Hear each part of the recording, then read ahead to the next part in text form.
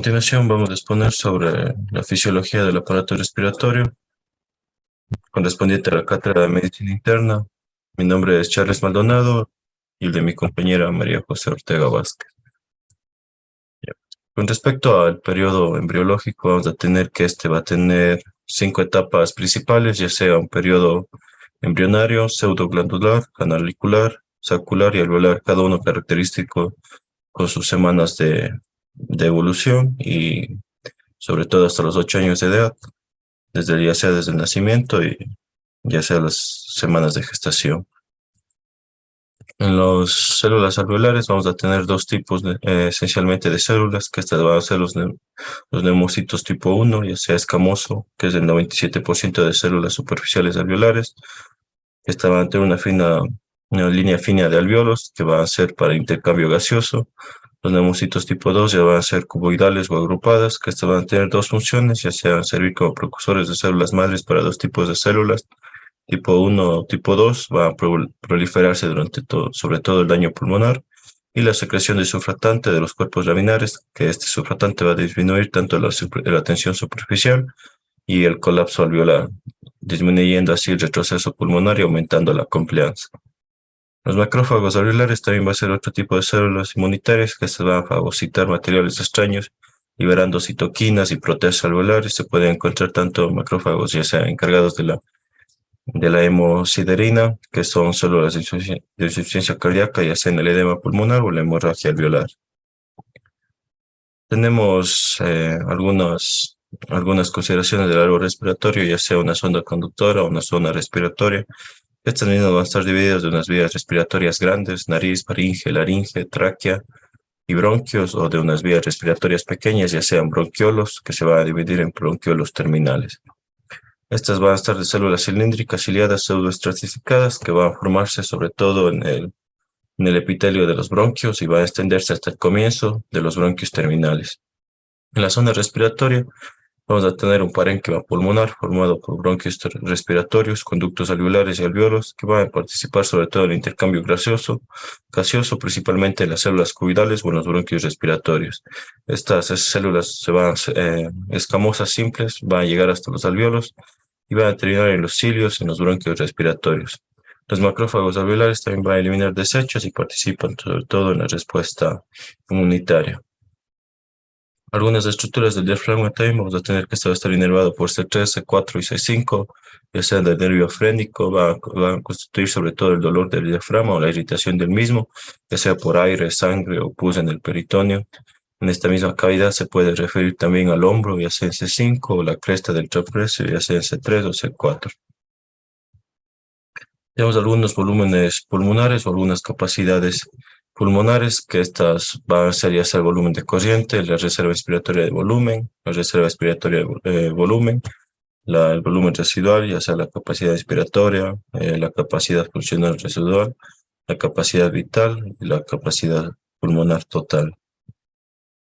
En el pulmón y la pared torácica vamos a tener un retroceso tanto elástico, que esta va a ser una tendencia que los pulmones llegan a colapsarse hacia adentro, y el pecho, ya sea para saltar hacia afuera, para que la pared salte hacia afuera.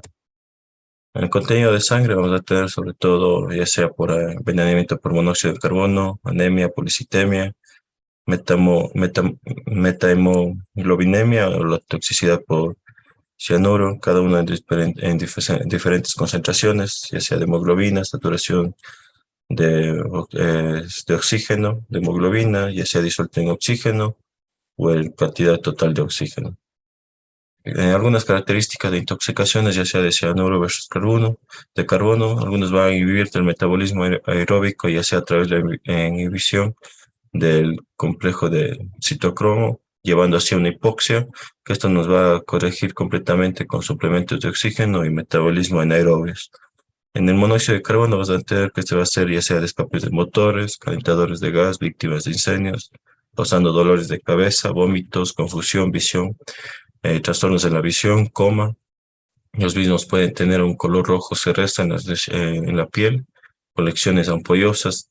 Estas mismas van a estar involucradas también en múltiples víctimas, ya sean familiares debido a una caldera defectuosa, La presión parcial de oxígeno también va a estar normal, el lactato va a estar elevado, con acidosis metabólica, la carboxihemoglobina va a estar elevada en coximetría y clásicamente este va a estar asociado a un globo bilateral de Pallidus, ya sea en lesiones en la resonancia magnética, aunque rara vez también se puede ver toxicidad por cianuro.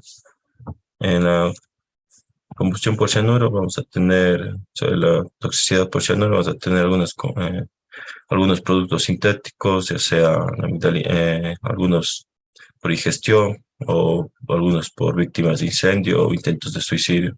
Las mismas van a estar causadas por cefalea, disneas, somnolencia, convulsiones, coma, que estas también van a tener un característico color de rojo cereza en la piel y el aliento también puede tener un olor a almendras amargas.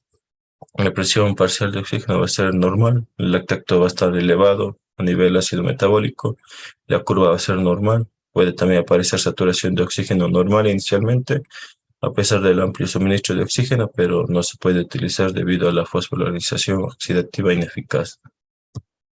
En la circulación pulmonar vamos a tener una baja resistencia, alto cumplimiento también del sistema de la presión de oxígeno, provocando también una vasoconstricción hipóxica.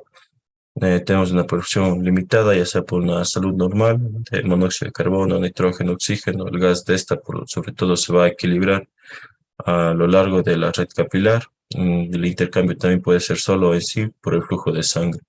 La disfunción limitada esta ya ser por patologías, ya sea enfisema, fibrosis o ejercicio, eh, sobre todo monóxido de carbono, que este gas no se va a equilibrar cuando llega sobre todo a la sangre o a la final de la red capilar. En la falta de oxígeno vamos a tener hipoxia, una salida cardíaca, hipoxemia, isquemia, anemia y envenenamiento por monóxido o cianuro. La respuesta, sobre todo a la altitud, vamos a tener menos oxígeno atmosférico, vamos a tener una ventilación crónica, una eritroproyectina y un hematocrito y hemoglobina van a estar estas elevadas. Vamos a tener una excreción renal de bicarbonato para compensar asimismo la alcalosis respiratoria y también una vasoconstricción pulmonar hipóxica, que esta va a ser crónica resistente a la hipertensión vascular pulmonar.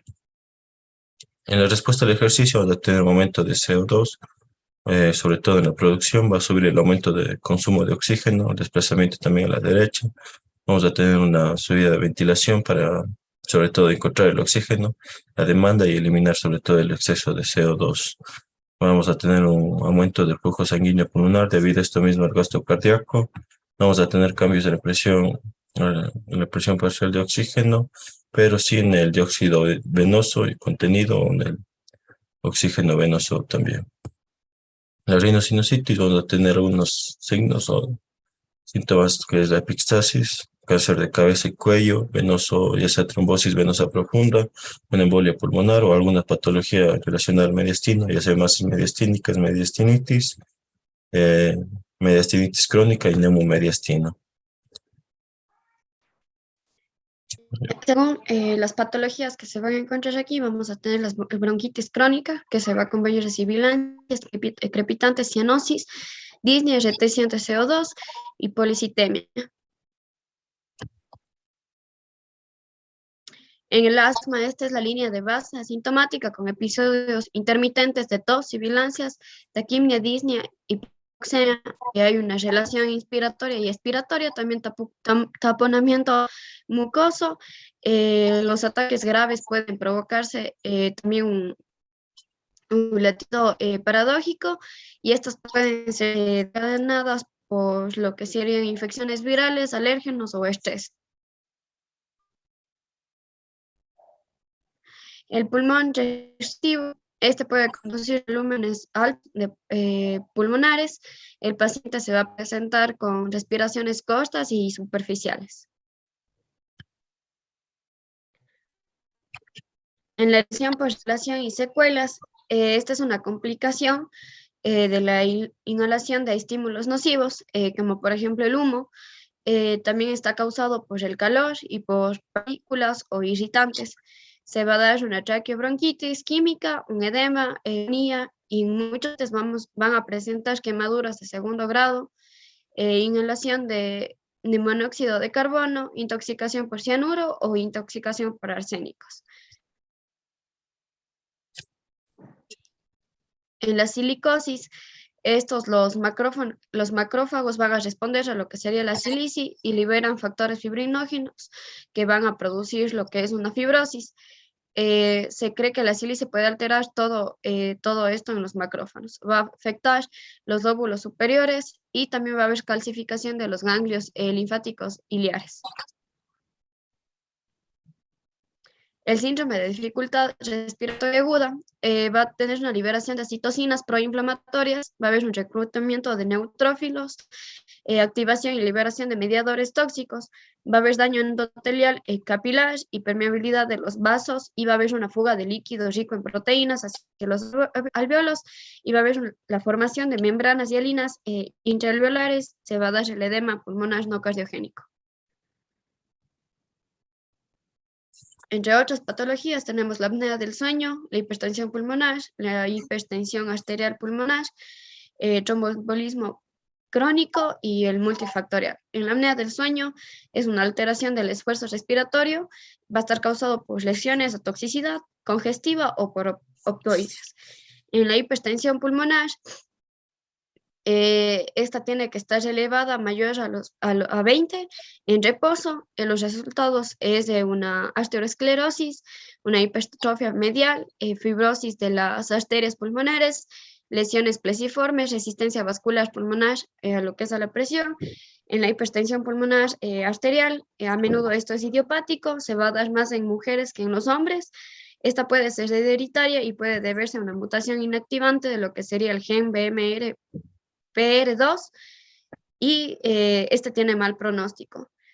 El tromboembolismo crónico es microtrombos recurrentes en la área de sección transversal del lecho vascular pulmonar. El multifactorial son las causas van a incluir trastornos hematológicos, sistémicos y metabólicos, junto con la compresión de la vasculatura. En la atelectasia, este es un colapso alveolar. Puede darse por múltiples causas, como una de ellas es la obstructiva, que la obstrucción de las vías respiratorias va a impedir que el aire nuevo llegue a las vías respiratorias distales y el aire viejo sea absorbido. El compresivo es la compresión externa en el pulmón, que reduce los volúmenes pulmonares. El de contracción es la cicatrización del parénquima pulmonar, que se distorsiona en los alveolos, y el adhesivo, que es debido a la falta de surfactantes. En el neumotórax va a tener el neumotórax espontáneo, que es el primario, y el secundario espontáneo, y el que es atención. En el primario es debido a una enfermedad pulmonar. Se da ventilación mecánica con uso de altas presiones. En el secundario, este es causado por un contuso penetrante o iatrogénico, y esto está dado por algún trauma. En el de tensión, este puede ser causado por cualquiera de los anteriores. El aire entra en el espacio pleural, pero no puede salir. Hay un aumento del aire atrapado en la tensión, que se va a darle el neumotórax, y la tráquea se desvía hacia el pulmón afectado. Puede conducirse a un aumento de la presión intratorácica y el desplazamiento del mediastino. En la neumonía se puede dar la neumonía que va a ser pulmonar lobular, bronconeumonía intersticial, que este es atípico, y el criptogénico organizado. En la célula pequeña, que es un carcinoma conocido como la célula de avena, este va a ser central, que es indiferenciado y muy agresivo. Esto va a haber una amplificación de los oncógenos comunes, y se maneja con quimioterapia más radiación. En el adenocarcinoma, este es periférico y es el primero de los cánceres del pulmón más frecuente.